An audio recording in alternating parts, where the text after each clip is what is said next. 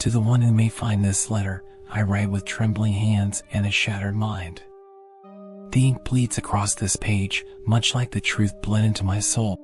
I gazed upon the king in yellow. It began innocently, a play, a tale passed down by whispers of those who had seen it. Curiosity led me astray. They said it was a forbidden text, yet I could not resist its call. The words felt alive as I read them, breathing, twisting, sinking their claws into the fragile fabric of my sanity. The first act was beautiful, intoxicating. It painted a city bathed in golden light, towers stretching to the heavens, and skies that sang with melodies not of this earth. Carcosa, the text called it.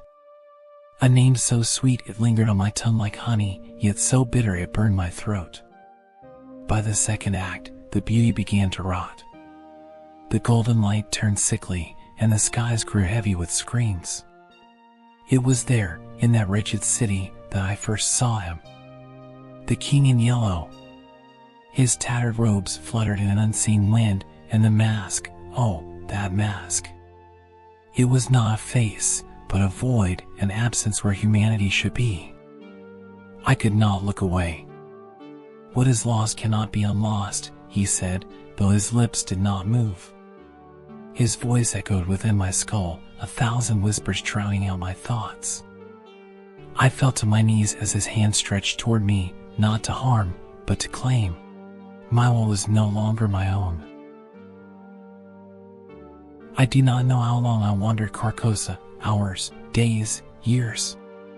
Time holds no meaning in the presence of the Yellow King. I saw others like me, drawn to him, their eyes hollow and their voices muttering fragments of the cursed play.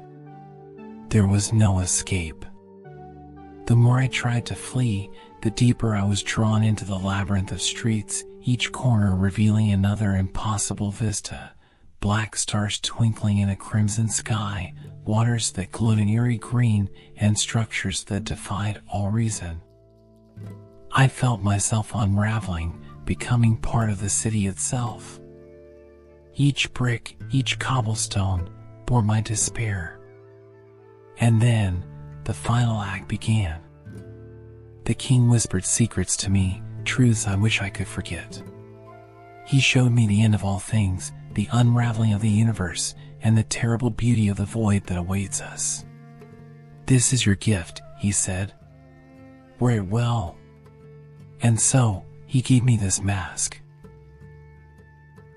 I am no longer myself. The person who began this letter is gone, replaced by something new. Something eternal. If you are reading this, it means the king has chosen you as his next audience. The play is not yet over, and you must bear its weight. Do not seek Carcosa. Do not read the play. But if you cannot resist, if the pull of the yellow sign is too strong, then remember this, you will not return as you were. Carcosa claims all who enter. And when you hear the king's voice, do not answer. For his gift is madness, and his throne is despair. Have you seen the yellow sign? The king in yellow is one of the most enigmatic figures in cosmic horror. Originally introduced in Robert W. Chambers' 1895 collection of short stories, he represents the corrupting influence of forbidden knowledge and the fragility of the human mind when exposed to incomprehensible truths. The play itself, The King in Yellow, is a brilliant narrative device.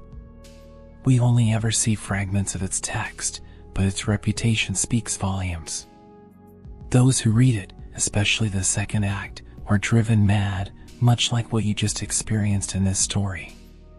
Chambers never explicitly describes what happens in the play, leaving the horror to the imagination of the reader, which makes it all the more powerful. And then there's Carcosa, a name that predates Chambers' work.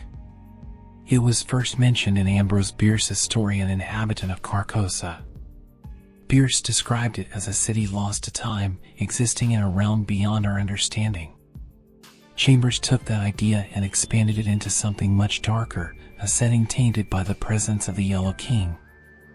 Over the years, the mythos surrounding the King in Yellow has been explored by countless creators, from H.P. Lovecraft, who admired Chambers' work, to modern interpretations in shows like True Detective. Carcosa and the King have become symbols of existential dread, reminding us of how little we truly understand about the universe. But what do you think? Does the King in Yellow represent our fear of losing control, or is he something more sinister, a force waiting to be unleashed into our world? Let me know in the comments if you've encountered the yellow sign in any form, be it stories, games, or art. And if you enjoyed this journey into madness, don't forget to like, subscribe, and share this video with anyone who loves a good horror story. There's so much more to explore, and I'd love for you to join me on the next descent into the unknown. Until next time, beware the yellow sign, and stay safe.